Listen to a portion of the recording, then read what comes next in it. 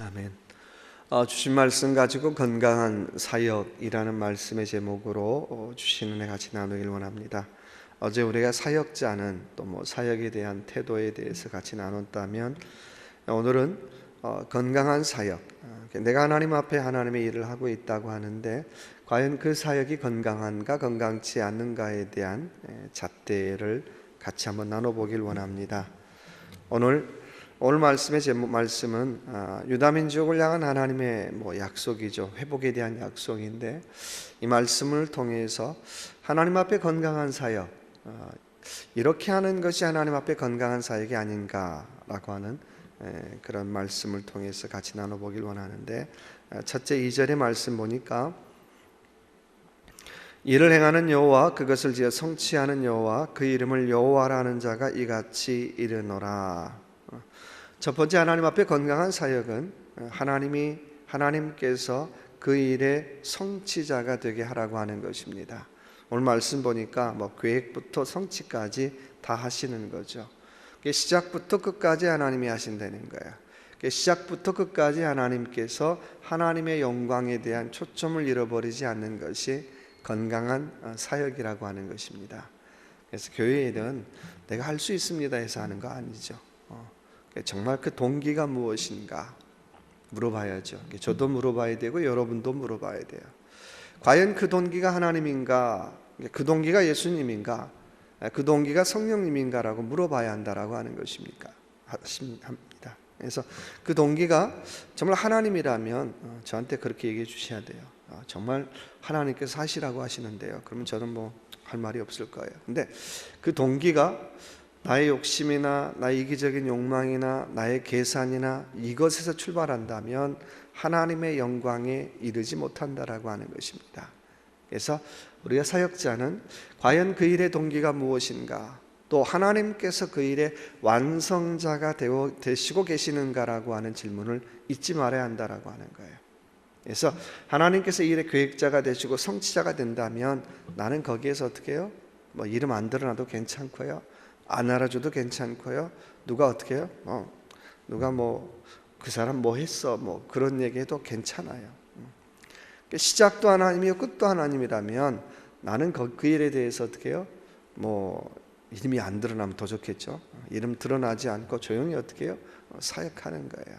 근데 동기가 하나님이 되지 못하고 시작이 하나님이 되지 못한다면 누가 조금만 안 알아주면 섭섭하고요, 인정해주지 않으면 속상하고요, 또 누가 좀 높여주지 않으면 내가 교회를 나와야 되냐 말아야 되나 고민할 때가 있다는 거예요. 문제는 동기가 잘못됐다라고 하는 것입니다.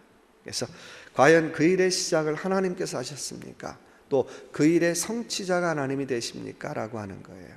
그래서 사역의 건강한 사역은 하나님께서 그 일의 성취자가 되게 하라고 하는 거예요.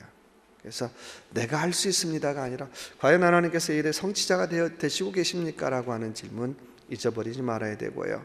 두 번째는 3절 말씀 보니까 너는 내게 부르짖으라, 내가 내게 응답하겠고 내가 알지 못하는 크고 비밀한 일을 내게 보이리라.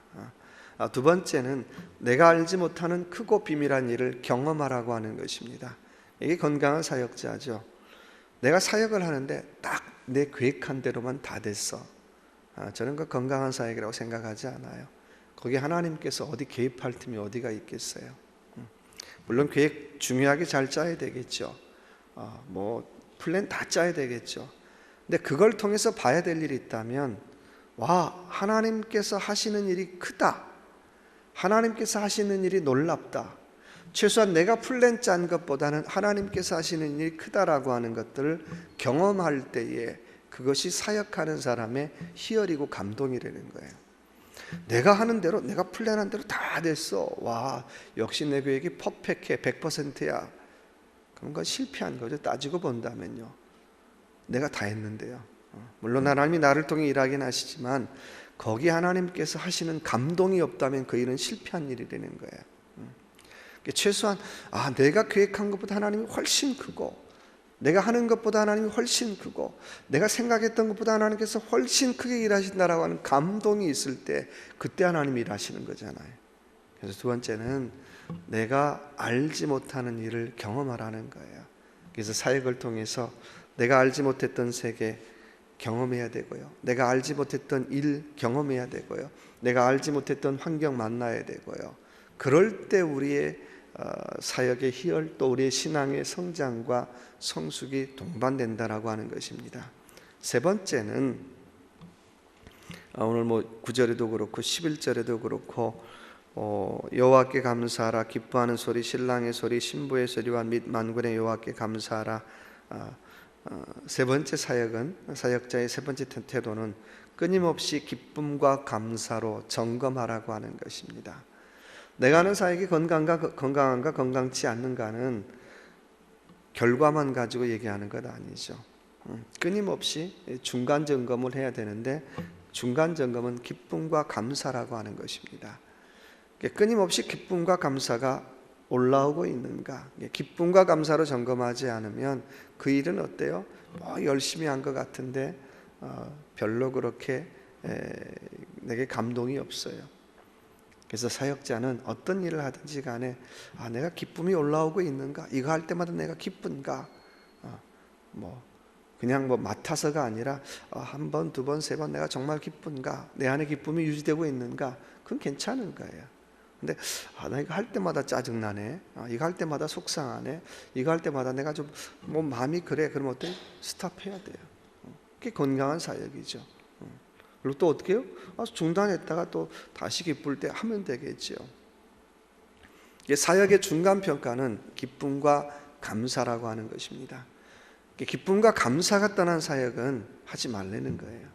끝까지 그냥 밀어붙이면 되겠습니다, 할 수 있습니다가 아니라 그러면 열매도 어떻게 해요? 엉뚱한 거 맺어요. 내가 기대했던 것도 아니고요, 하나님이 원하는 것도 아니고요. 그래서 내 사역에 기쁨과 감사로 내가 중간평가를 할 때에 이거 잊어버리면 그때 어떻게 해요? 스탑하라는 거예요. 그래서 목사님, 내가 이 사역 하는데 도무지 기쁨이 없습니다, 내가 감사가 도무지 나오지 않습니다, 이걸 할 만한 사람에게 해주십시오 이라든지요. 아니면 어떻게 여기까지 했는데 내가 조금만 더 기도하고 조금만 더 쉬었다가 다시 한번 하겠습니다 라든지 여러 가지 방법이 있겠죠. 그래서 중간평가는 기쁨과 감사가 있는가라고 물어봐야 한다라고 하는 것입니다. 그래서 이 아침에 또 이 하루도 일할 때에 내가 합니다라는 것이 아니라 정말 하나님께서 하시길 원합니다. 하나님께서 내 인생의 성취자가 되시고 하나님께서 내 사역의 성취자가 되시길 원합니다. 그리고 하나님, 그 일할 때 내가 알지 못했던 하나님의 세계 내가 경험하길 원합니다. 또 기쁨과 감사로 내가 체크하기 원합니다. 그런 믿음의 고백으로 이 하루도 승리할 수 있는 저와 여러분의 삶이 되시길 주님의 이름으로 축원합니다.